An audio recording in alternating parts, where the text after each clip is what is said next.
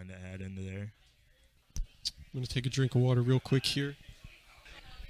I wanted to pick up on something that I've been all about lately, and it has to do with what we were talked about last podcast with the guy who caught the bubonic plague from his cat in Oregon. Mm-hmm. And just quick bullet points for anybody who hasn't heard. Okay, last week, dude got scratched by his cat. He had to bury the cat the next day because the cat got ill, buried it. He got sick. They went and dug up his cat. Cat test positive for the bubonic plague. He has it. He goes into a coma for 27 days, then loses his fingers, all this stuff. So that got me thinking, because the only reason I really know the bubonic plague is from the Black Death days. Yeah. Okay, one of the greatest, darkest time periods of human recorded history, and killed 50 million Europeans. Yeah. And that's how I know the bubonic plague. So when I saw it come up in the news, I was like, what? You think, is this the next zombie outbreak or something like that? When truthfully, 1,000 to 2,000 people catch it and possibly die from the bubonic plague annually every year today. What? So it's still out there. And it's kind of, back in the time of the Europeans, they didn't just get it. It slowly spread over the course of time. In fact, there have been 3 major outbreaks of the bubonic plague. The earliest being Constantinople, which lost 40% of its entire population. And then in Hong Kong in 1890s, I think it was Hong Kong, they got it too, and it was a really bad situation there. But the what goes in the history books, what is known, is the bubonic plague of medieval Europe in the mid 1300s. That's, you talk about the bubonic plague. That's what people jump to. Yeah. And I didn't know it had been an outbreak in several times. I thought we had that thing happen in Europe and we locked it down and now we're safe. No, Nope. it spread very slowly over time towards Europe, and they think that possibly the people the original carriers of it were the Mongols, possibly, and which is a really interesting fact if it's true, because the Mongols were so gangster. They were so hardcore. And I wouldn't have wanted to hang out with them. No, the Mongols, I don't... shitty fucking people. there's some friends, Jeff would probably know way more because he's listened to Dan Carlin's Hardcore History. Oh, and, yeah. Has probably researched it a little bit more and has studied it in history and all this kind of stuff. But rest assured, the Mongols, they killed millions as well. And as they were some of the fastest, most effective conquerors on the planet for their time. They were the most at the time. Yeah. But in the course of the last couple centuries, they still rank up there, super high. And the fact that they would do things like just riding their horses. They would just ride on, stab their horses, drink the blood of the horses, and just keep rolling all through the night. They would never stop, and they would sustain off the blood of their own beasts of which they rode upon. God damn, that is gangster. Yeah, and horrible stuff. Horrible stuff you can imagine. Fuck. The stuff of nightmares they would do. They were ruthless. They were so terrible. Ruthless cocksucker. Ruthless. They were terrible, I swear. But they think that they got the plague, which is really interesting for such a deadly disease to affect the deadliest people. Is that not karma? That's fucking karma, ain't it? Yeah. It has to be. On a microscopic scale. Anyway, they get it. They caught it, and they are traveling. They go to take some of Europe. The Silk Road is huge. Mm-hmm. The Silk Road is allowing for a great deal of mercantile trade.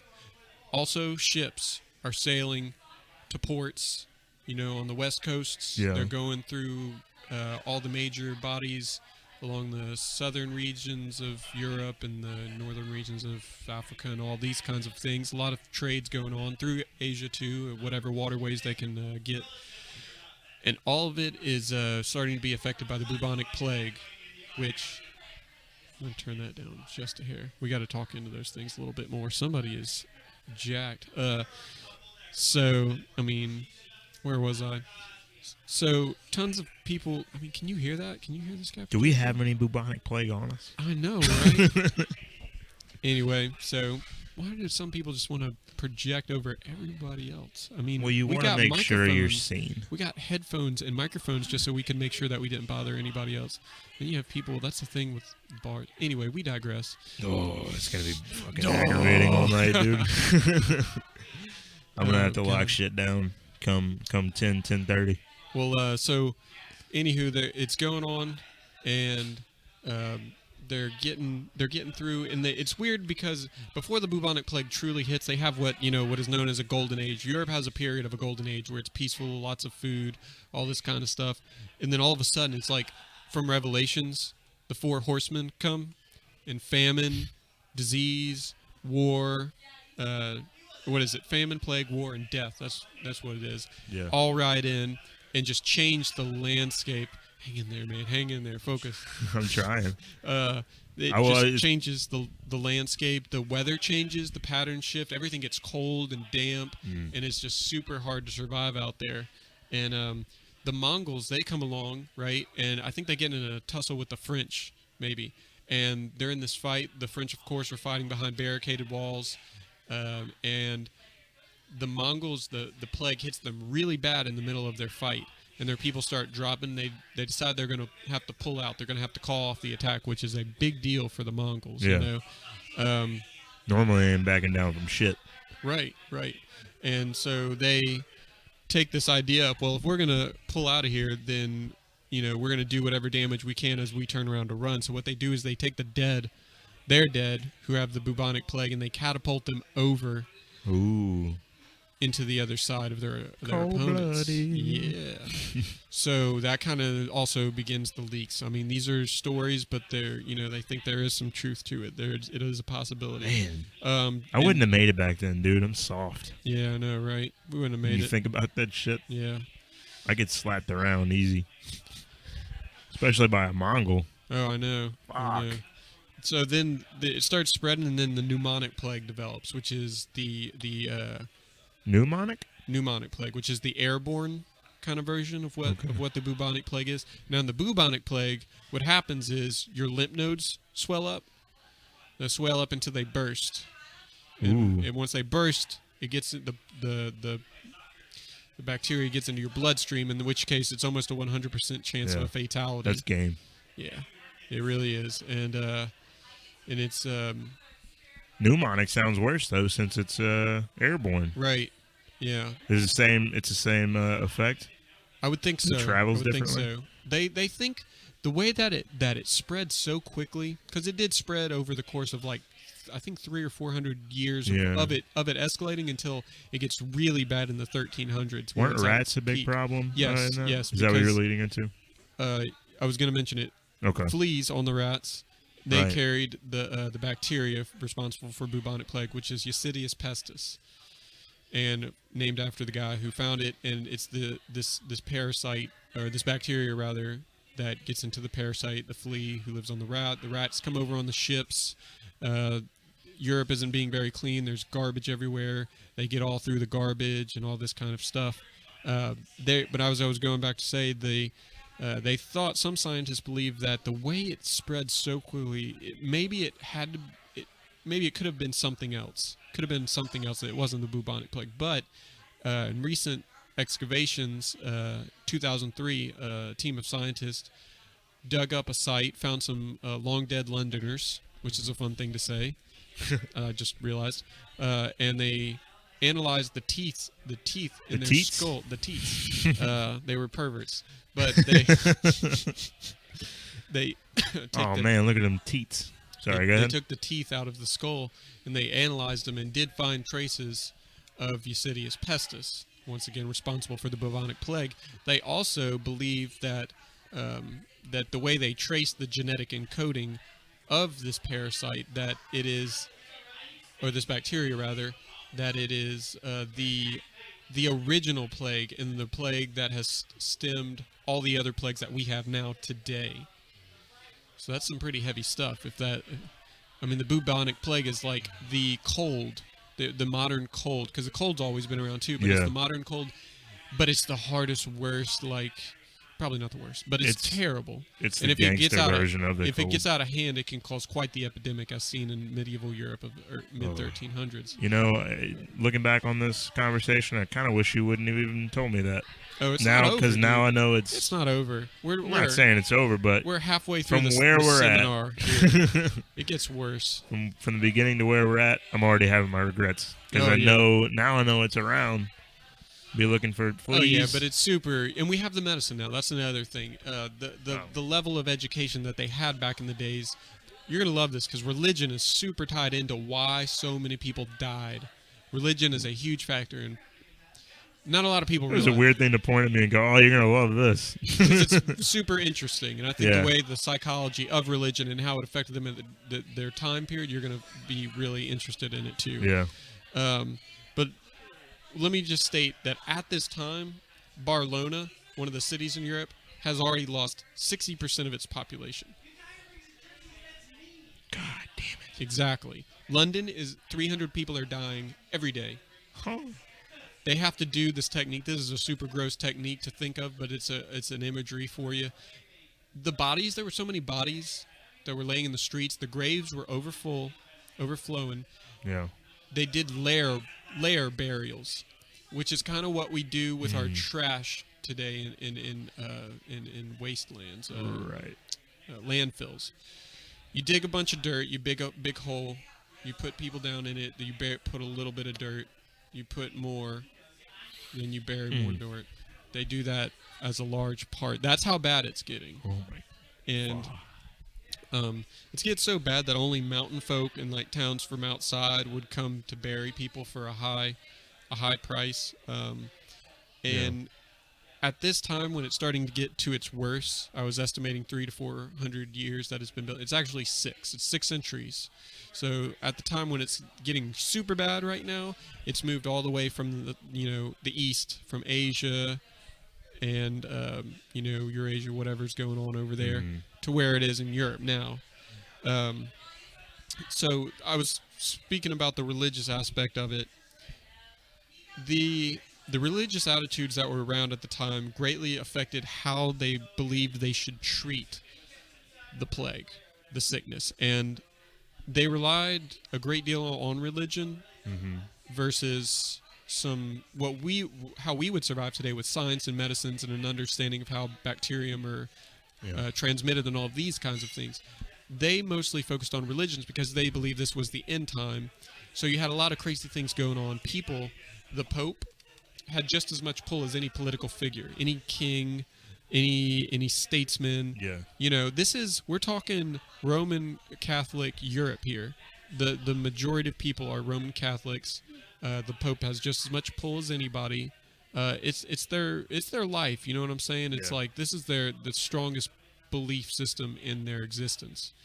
And so when it starts becoming super bad, the Pope gets his health advisors, and they're trying to figure out what to do, what's wrong, and they start advising things like don't eat meat, don't eat poultry, don't eat pork, and all these kinds of things, which is a decent idea. Yeah. Don't exercise, also a pretty good idea. You don't want to exert yourself. But then there was one of not bathing. They thought for some reason the way it transitioned in the water. Of course, this is just bad hygiene, which results in an easier spread of the disease, the contaminant.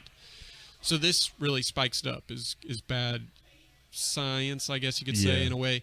But it gets much, much worse in the religious aspect because you get these fanatics. They're called flagellants.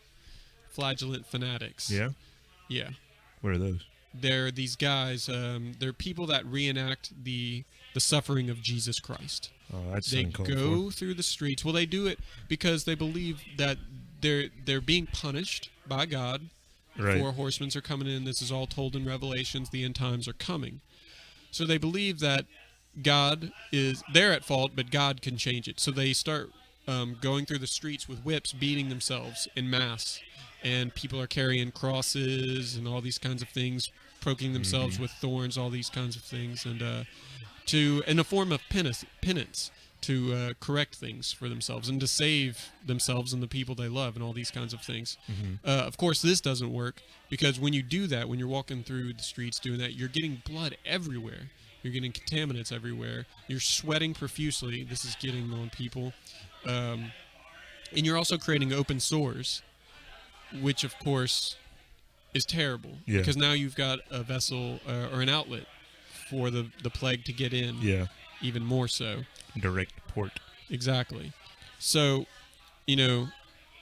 all that's going on. And then also, it gets kind of weird. It gets kind of freaky because all the girls... It's already freaky. Oh, I know, right? But take me deeper. They become rock stars in a sense, some of these guys.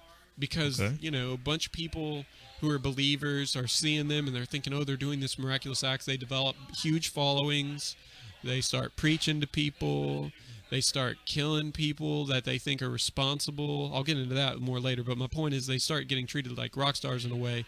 And all these girls, they see these dudes walking around, beating themselves, bleeding, doing penance to save their life. And, they're sweating and their bodies are ripped and all these kinds of things. So they start, they're into it. There are rumors of girls going up to them and, touching them, because they think they're like Jesus, the blind or the sick touch Jesus and they get healed and all this. Well, the girls start taking it to this level, so they'd go and take their blood and rub it on their own faces, and super bad idea, actually. So because I don't even state the obvious of why that's bad, but so you got these groups going around, and going back to what I was saying about them taking up action to execute people, they start looking for someone to kind of point the finger at. They're looking for a scapegoat. Okay, who do you think Roman Catholics pick? What people do you think they picked to say you're responsible for this? Random pick. If I had to draw a name out of a hat, the Jews. Boom! Oh, what do you know? You got it. 100 points.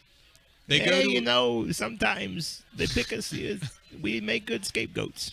Is my Jewish impression. That's so fucking dumb. But go ahead.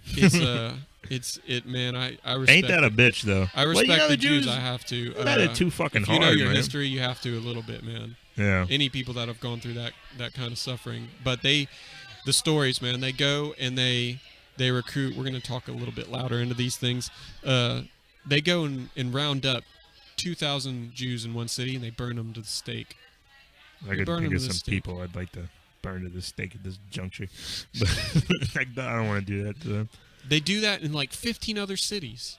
They just they collect people and just this is really mass sad, genocide. Stephen. I know, man, I know. But hang in There's there. no light at the end of this tunnel, is there? There is, I swear. All right. You remind me and I'll tell you what it is. Okay. So this starts going on, but sad as it is, this is why we do these things, because it's people need to know, right? Because eventually the Jews get pushed out of Europe and they have to flee to Poland, I believe it is, which is interesting because what happened 700 years later in Poland and with Germans? Some not fantastic things. Hey, what is WW2. The Holocaust, what is it? The I'm Holocaust? kidding. I know what it is. I was about to say. I was like, is this funny if I call it something unpronounced? He doesn't really know. It's not funny. And there's no. When people, I can't take comedy and the Jewish culture together. I can't throw it around. It's tough. I've actually got something leading into that I'm going to do tonight that involves just the word Jewish. You'll see, but it's nothing about the Holocaust. I can tell you that. Yeah. I can't do it because this just knowing what you know from history. I mean, it's just. Or you could just I was gonna go get that car, and I was so excited to get that car, and then man, I got Jewed on it. The salesman Jewed me on it. Oh, he's a Jew. Yeah. Damn, you can't. After you know what the Jewish people have gone through through World War II, and we think of I think of World War II when I think of the Jewish community and the suffering they went through, and I think of the time of Jesus, the stories that come from that era and all this kind of stuff. But the bubonic plague, I mean, you got to think on top of the bubonic plague of all that was horrible, a disease that's killing everybody. Yeah. Then your people start getting mass executed for religious paranoia. You know what I'm saying? Yeah. It's like. Unjustified. It's not the fair. Jewish people weren't responsible for the bubonic plague. I just want to say thanks to John Mulaney and Nick Kroll. Now when I think of Jewish people, I think of guys that just eat tuna fish all the time. Have you seen them? No. No, it's I guess I don't know what it is or whose show it is, but it's him. It's Nick Kroll and John Mulaney, and they go up to a bar and they order a tuna teeny, and they're like the most Jewish guys in history. Uh-huh. It's really heavy on that Jew aspect, and they like pour themselves. They pop open a can of tuna and pour it in a martini glass and pour like a little vodka in there, and that's a tunatini. I don't know what that has to do with Jewish people, but they have officially like put another stigma on that religion. It's not fair. That show has created more suffering for the Jewish people, and I will not support it, Ryan. Okay, but one thing that is funny is, have you ever seen the episode of Family Guy where Peter, I don't know if it's about the episode or it's just like a flashback. Peter walks up to a church and thinks he's now Jewish. And he's like, I went to go buy a car yesterday, and he tried to charge me $3,300, but I ussed him down to $2,200. And everybody gets pissed at him. I think that's, like, there's some Jewish humor that's okay. But once you bring up the Holocaust, it kind of kills it, you know? Yeah. Because when I for years, like most of my life, I'd heard that word and didn't even know what it was until I got on YouTube one day and shattered my view on reality by looking at, like, learning about the Holocaust. Oh, yeah. Because, like... The Pianist, that's a movie that's tough for me to watch a second time. I've told myself I'm gonna watch that movie again. I've never done it. Never gotten around to it. It reminds you of how far evil and men can go. Right. It's just like pure evil without like real like justification for anything. Yeah. That's how. I mean, that's like a good like little peek at how deep that goes. Like, oh, it's just too fucking crazy. Like, there's nothing. I don't think there's any humor in the Holocaust, and I can find humor in just about everything. That's just too. It makes me too sad to even say the word. It just, you know. You got to talk about it as necessary. We should still be talking about this for a long, long time as a people. Right. Don't forget that shit went down. Yeah. But same with slavery and black people. I don't like it. Yeah. All that shit. I mean, I don't mean for us to go one hole after another of negativity and death and genocide and slavery and all this stuff. The point we're trying to come full circle on here is that stuff is like, people aren't mindful of it. You know what I'm saying? People don't think twice about it, and they'll throw things around, or they say something because something's in pop culture that they think is just hilarious. You know, South Park's pretty guilty of that in a lot of sense. You know, and the bad thing about that humor, even if the humor can be worked in and it can work out and it's not super offensive, South Park usually doesn't give a damn about any of that stuff. And then when it's popular and kids see it, young kids. And they see it, and then they just start throwing around those same slurs themselves. They just start going about and saying whatever they think because they think it's funny, and they've got this show, and I should say I should be the fourth grade Cartman who doesn't care either. Yeah. But you don't know those people's history. You don't, and if you're just saying those things are coming out of a state of ignorance. You know what I mean? Yeah, ignorance is going to be a problem with whatever information they take in and like TV. Kids are shitty. Not all of them. Most of the kids are shitty, and they haven't figured out how to be cool yet. It's a broad statement, Ryan. Hey, man, I'm putting kids on blast. All children. You better get your shit together. But it's just like when you're a kid, you sort of do what I was talking about earlier. How like I'll take a thing and I'll like reach to the end of it.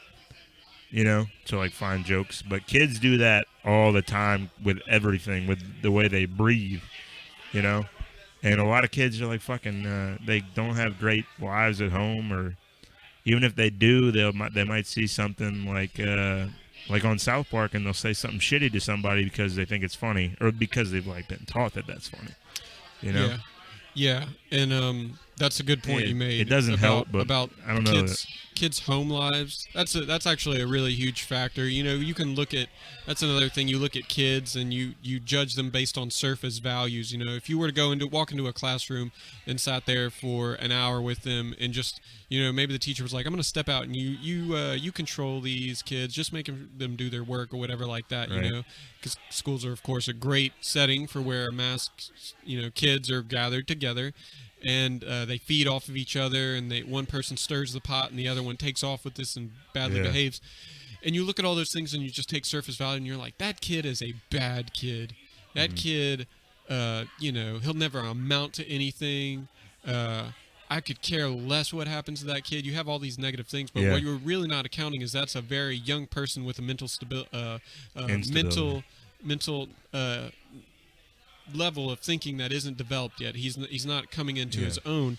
And what has shaped that person's mind? What has shaped that person's mind is their home environment, and from whatever happened, whatever they were exposed to by their role models, their adult people, or their whoever was in charge of raising them, basically. And if that is a little unstable, the mental cognitive abilities of that child could also end up being unstable. Yeah. And it directly affects how he projects his character onto himself. The character that he's not even fully into yet. Yeah, he doesn't know who he is. He doesn't even know what character is. He's just doing things, and he's reacting based on how other kids react, and he's just trying to assimilate. The only thing he knows whether or not he'll actually say the words is that he really wants some attention. Right. That's sort of what I'm sure I'm going to get tonight is with hecklers. That's a little piece that never finishes, never finishes developing, that you want. You think you're going to get heckled tonight? I don't know that I get heckled every time, there's always somebody. There's always somebody that won't stop talking, and I got to call them out. But I haven't been heckled. But I don't know. I don't have Yeah, you might come in contact with some loud, talkative people or something like that. That's not a huge problem. I don't consider that heckling either. I feel like heckling is someone projecting someone at you or to you're right. people around you, about you in a negative way. In that sense, I use the wrong word. I hope I don't have a heckler tonight. Yeah, which you just said you never have. No, so I never have, and I don't know why I would expect that. I guess just because right now people are really talkative, but they have no reason to not be at this juncture. Right. But shit, we're talking. We're talking here. Yeah, but I got headphones and a microphone on. Yeah. I demand respect. Nobody knows we're doing this besides people walking by. I know, but that's why I think that's funny. We won't get into details about any of that, because we will slip up again. But yeah. Where's the light at the end of the tunnel for this whole plague thing? What do you mean? You said there was a light. We're still alive and we can eat ice cream. You son of a bitch, man. Is that really what you had in your back pocket the whole time? I mean, it's what I just pulled out my... Well, you're not wrong. Yeah, no, I'm not. I can't even fucking argue with you. Sort of wish I could. I got to do comedy tonight, right? Hey, this is a good start. Look, Ryan, before you go on stage, just realize millions of people are dead. Constantly. And it's very sad. And guess what? There's another one. They did one thing in the bubonic plague. They were trying to... Two things I would like to tell you about. One was the this idea that there was something in the air that they could cleanse through excessive noise. People would run through the streets screaming, shoot cannons off at all hours of the night, ring church bells continuously. They thought that you could cure the water. Yeah, to remove the plague from the air. How silly is that? The world was so fucking crazy back then, dude. But they had to stop with the church bells. Yeah. Because church bells, they would ring them for people whenever they passed. Because, at funerals, they ring them and all this kind of stuff. Well, they had to stop doing that. Think of the psychological pressure. Because people were always going, and the bell was always ringing. So then it became, imagine you sitting at your house quarantined for 3 months, and that bell hasn't stopped ringing in the last 3 months. They had to stop. Because people were going, wow. Because if you think of the population of Barcelona, like we were talking about, where 60% of the population gets wiped out, the odds of you getting out if you lived in that city. Let's take everyone in where you work. Yeah. If all your coworkers, if you found out, 60% of them were going to go, those odds are against you. Yeah. As an individual. Is not so favorable. Imagine sitting in your house for 3 months, hearing that goddamn bell, and you go, chances are good that bell's going to ring for me soon. Oh. Fuck. They had to God stop. damn it, Stephen, you're still taking me in that direction. I mean, isn't it crazy, though? It is absolutely crazy. Think of the time period. You walk into this town, and noises, cannons, and bells, and people are running in the streets screaming. There's more dead people on the ground than they can fit into the ground. Ooh, isn't there a name of a song called For Whom the Bell Tolls? For Whom the Bell Tolls sounds like some AC/DC stuff right there. It's somebody. But I bet you that's got a tie-in. Ozzy Osbourne, maybe. And guess what? Makes me sad now. No. Your knowledge, you got to look at it positive because now you possess the knowledge of this time period. Yeah. You feel for it a little bit more, you know? I'll try to write a joke about this. I mean, if that's how you feel about it. Try. I mean, you'll pull something out of it. It's dark, man, though. I just like to look at it as a... It's dark as shit. Let me tell you this. I mean, for as much... I mean, I probably just gave like a 20, 25-minute spiel about it on the Black Peg, but that's because I've been researching it for a long time, watching documentaries, reading papers, all this kind of stuff, and just writing my own notes about it. But despite having rehearsed it and like thought about it and added material and just delved deeper and deeper, I've yet to... Like, nothing funny has come out of it for me, you know what I'm saying? And with me knowing, like, I pretty much just almost went all off my head just telling you all about this. Like, despite it all being there in my head, I can't think of anything funny. I haven't tried to, but usually I don't think about things being funny. Like, something funny just comes to mind. Yeah, whatever's funny is funny. Nothing's come out of this.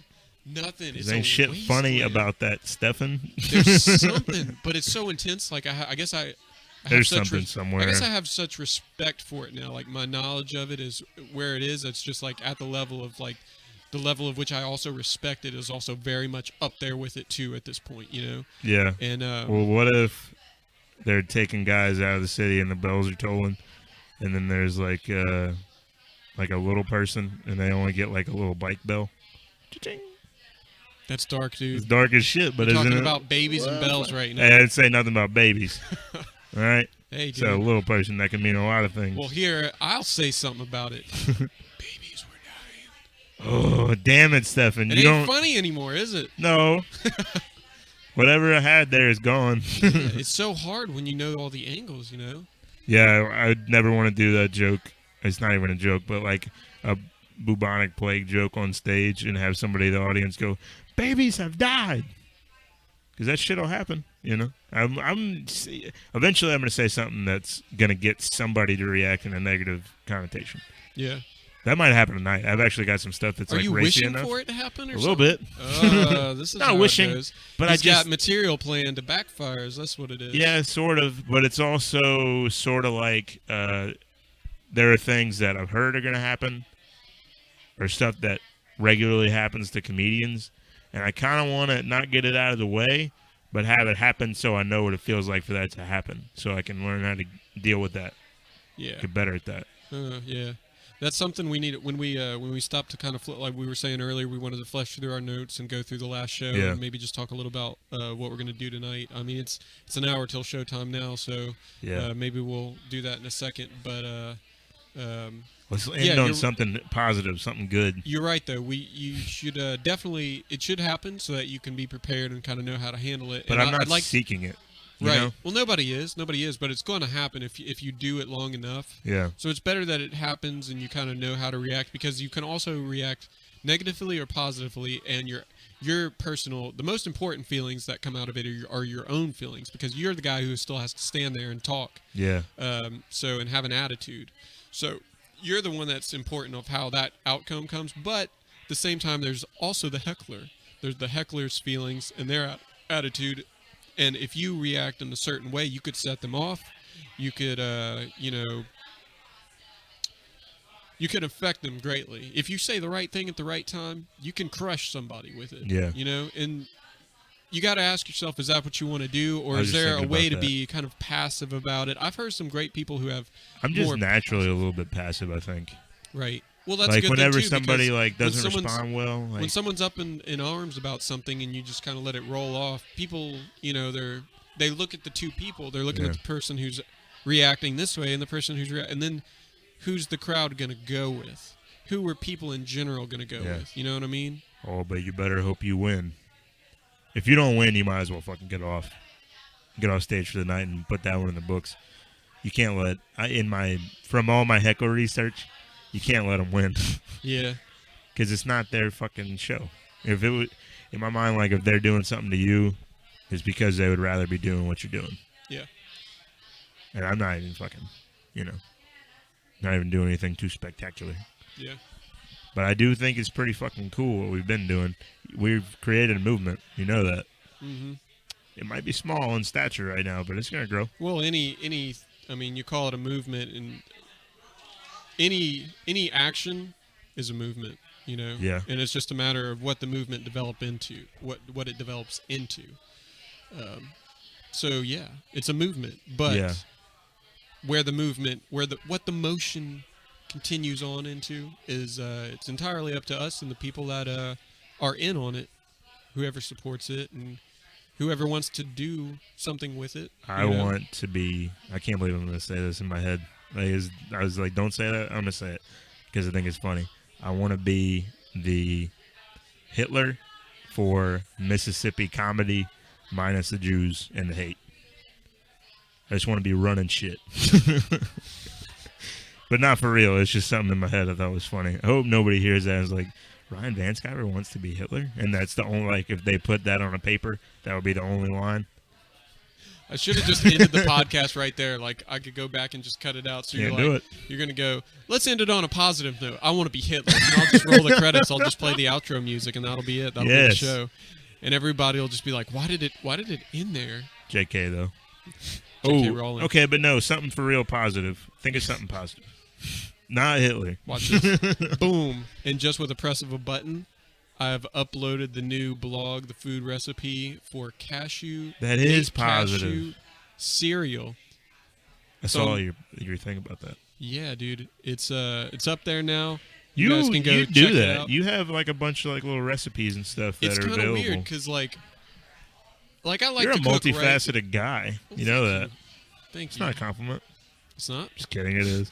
But I like to say that Confusing whenever somebody's like, Ryan. "Oh, thanks, man," I go, "It's not a compliment." It'd be the nicest thing in the world. It's just Keep like, you on your you're toes. the nicest person I've ever That met. is cool. That's not a compliment. You're too fucking nice, dog. But no, I like tried to make this like cashew granola bar with dates, and I put some like almonds. Just put it in a food processor. I found. I'll save the story. It's all in the blog. But anyway, I made it and then I put it away. Like, all right, I'm gonna make these bars. But then I had a little bit left, and I poured some milk on it because I was just hungry, and I was like, I want some cereal, but I don't eat a lot of cereal because I've taken a lot of wheat and oats and all this stuff. So I just put it in like that, and then I got all the stuff that I put in the freezer to be bars and dumped it out in a Ziploc bag, and now it's just chilling. And it's a cereal, and it's delicious. I love it. And it's super simple to make. It's literally like 2 steps. If you count the third step, you put it in a Ziploc bag and store it somewhere. I really want to try that drink you came up with the other day. The orange goodness. The orange goodness with blueberries. If you go on the website and look at that, it looks really fucking good. Yeah. Because I was doing the kale shake stuff like all the time, and this green goodness stuff is just something that me and some relatives like always got into, started buying up just to take, because you can do a little bit and then supplement the rest of your vitamin and minerals from all the other things that you eat throughout the day. Just get a little jump start in your day with a little bit of the stuff. It's good. You do when you drink kale shakes. It's always in the morning. I haven't been drinking them as of lately. Yeah. I do spinach shakes though. Always kale shakes I've been steaming more. Always when you wake up though. No, I'm wondering. No, anytime. But I was gonna say, like, people always because say it's like a boost of energy. You get all your vitamins and minerals, just like you pop a morning vitamin in the day. Usually that's a good time to do it. Right. But I mean, it's great for the middle of the day. If you want to move your digestion track along, if you eat a lot of meat or something or some pasta, you want to. Sometimes you just wish you could poop a little bit. Exactly. This helps this a is great deal. Because it's liquid, and you can put flaxseed in it, which also helps. And I've heard so many things about flaxseed, but I've never picked any up. It's cheap, a good source of protein, tastes delicious, can mix with lots of stuff, can get it at major chain stores. I need to grab some of that. Go get you some flaxseed. Don't fuck around, dog. You need flaxseed in your life. Exactly. Kale shakes and orange goodness and whatnot. Why not? That's the question. For the orange goodness, though, it's a Joey Diaz impression. You put the blueberries in that gives it the Jamaican colors of the yellow. Yeah, I saw the blueberries. I was like, and the green. That should look good. All you do is you take this orange goodness stuff that I'm talking about. You put about half of whatever your glass, and then you put a quarter of, or no, excuse me. It's orange juices a half, and then like a quarter of the green goodness. Put it in there. You get some frozen blueberries, drop it in the mix. That should go in first. Yeah. And the combination of the colors and how they change, you get this green, yellow, red-looking drink. And the blueberries chill it, and then you can you let it sit for 5 minutes. That was something I had to note, is that the blueberries weren't blended into it. It was just like a little additive, a little drop a couple of these in here. It's for the aesthetic look of the color that makes it so crazy, and it keeps it chill. And you get a little chew. And they absorb the orange juice and the green goodness concoction So once you get to the end of your glass of this orange juice goodness, blueberry hint thing, Right. then you've got these blueberries you pop at the end. And I like that. They have the aftertaste of the overall drink. I'm with the very get down idea. with that, yeah. But also, super easy to make. I don't even know if you have to bring it up. You don't really have to if you don't want to. But you also did some like homemade granola bars. I don't want to talk about that. I don't want to. I'm kidding. Don't bring that up, bro. Oh man, I should have brought you some. I had some like one or two left over. I was gonna bring some to like you and Daniel or whoever did the next podcast just to taste it all. Yeah. Hey, we won't ruin that. We'll do it next time. We'll save some. And also, even another positive note, just to leave it on, if you're listening to this and you listen to the whole thing, even through the drudgery and the tough stuff, the bubonic plague and Hitler, and I'm Hitler, and that's not the point, but we do every Monday at 8 p.m. at Mizo's Juke Joint. If you don't know what that is, Google it. All the information is there. Every Monday at 8, we host an open mic, and what that means is that we will be there and we're going to perform, but we are leaving the forum open so you can go try it too, because we want to find other people that want to do comedy so we can make some pals. You know what I'm saying? On Mondays. A little friendship happening. Sometimes we do a podcast beforehand. Mizo's will sponsor it and all that good stuff. Give us a little place to set up. If nothing else, man, it's a good time. Absolutely. Yeah. And we have had people go up and do good. Some of the people. Yeah. Some people kind of are feeling it out, which is fine. Yeah. We're cool with that. We're not going to name names or point fingers or anything, but there was a guy. Because I don't remember him. There was a guy in a previous show, that went up, and we were just kind of like watching, and he was just kind of lingering and just talking and whatnot. Yeah. And we were like, after 10 minutes, like, man, something gonna. And then he said some stuff that got quite a few laughs. So yeah. We're totally down he for did people it, going man. up there and working it out. He did it. I appreciate that he did it. Absolutely. And if anybody else wants to get up there and do it's for sure better than whatever you're doing on Monday night. If you're looking to go That's do a broad anything. Statement, Ryan. Hey, man. I guarantee, I don't want to write that down, but I'm almost positive that one of us, that somebody there is going to make you laugh at something. And to me, that's going to see a comedy show is way more fun than just going to a bar. It's a great way to shake the Monday blues and to just go out and, I mean, what better way than just the blues? You got to shake them off, man. You can't carry that shit around for the rest of the week. Come let us knock that shit off your shoulders from 8 to 10. Or really, we say 8 to 10. If we're inside, we can go as long as we want. True that. I didn't know that. Yeah. Yeah, true. And we don't do that. Actually, one time we did that. We went longer, and you were like, "Hey man, we got to go," and you're in my ride. And I was like, "Well, I guess we're out of here." And I went up to the dude. I was like, "Hey, you're the new host," and just left.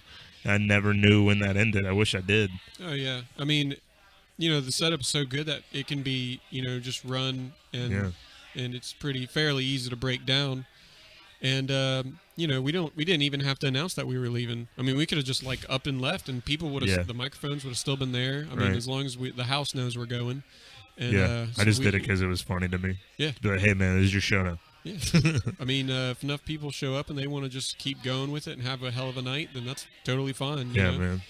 So Mizo's every Monday night. Boom. About 8 o'clock. 8 p.m. 8 one p.m., time. Sometimes 8:30. We, it depends when we fill it out. Yeah, we show up at 8, and like when we feel like going on, we go on.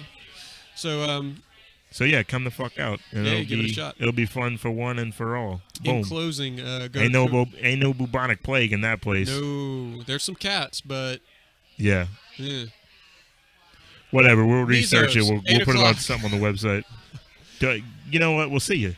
Boom. See you. In closing, also go to coastalnoise.com if you want to listen to any of the podcasts. We've got them all there. I'm going to be doing a thing, I think, keeping about 25 episodes up, and I'm going to start removing some of the audio players. I'll keep the download files up, but just so it doesn't back up the traffic too much on the website and everybody can listen without too much slowdown.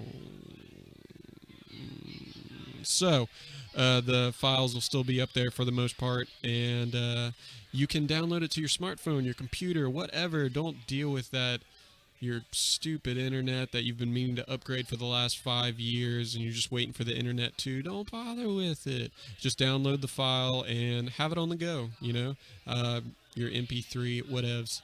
You know what it is. Okay, Coastal Noise Podcast. We're about to go, and Ryan's going to do some stand-up, and I'm going to play some slide guitar. So, is that it? I think it is. I'm sure it's not, but if it isn't, I will tell you later on, aka already you've heard it in the pre-show announcements.